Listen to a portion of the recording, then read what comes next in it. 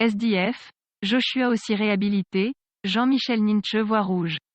C'est l'intitulé d'un post du Cameroun Web sur sa page Facebook. La suite, dans un instant. Abonnez-vous en activant la cloche de notification pour recevoir la primeur de nos futures publications. Voici les détails de son post dans son intégralité. Le SDF refuse d'exclure Joshua aussi. Le député était accusé de trahison. La décision ne plaît pas à Jean-Michel Ninche.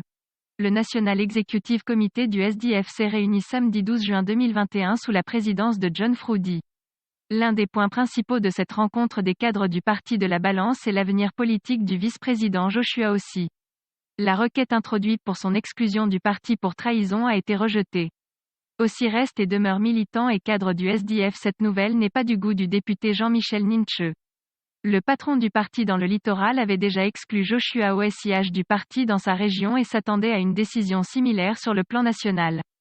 Bien qu'il ne se soit pas encore prononcé sur la décision du NEC, des sources proches du député n'excluent pas la possibilité de son départ du SDF. Joshua aussi et Jean-Michel Ninche entretiennent des relations conflictuelles. Ninche reproche à son vice-président ses relations incestueuses avec le parti au pouvoir.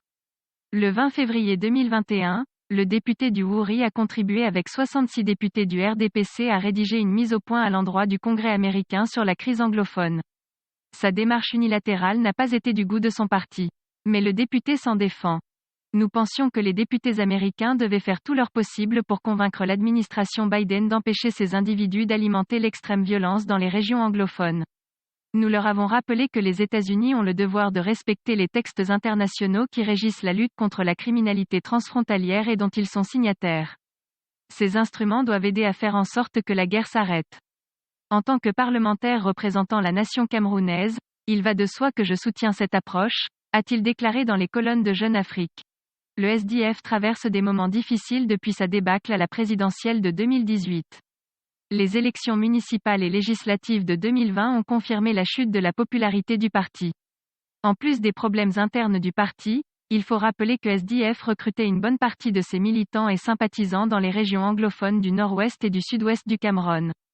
La guerre en cours dans ces régions depuis 4 ans réduit le champ d'action du parti.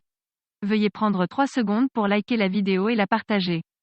N'oubliez pas de vous abonner à la chaîne YouTube, Boudman, sur le site www.camertv.info. À bientôt pour de nouvelles publications.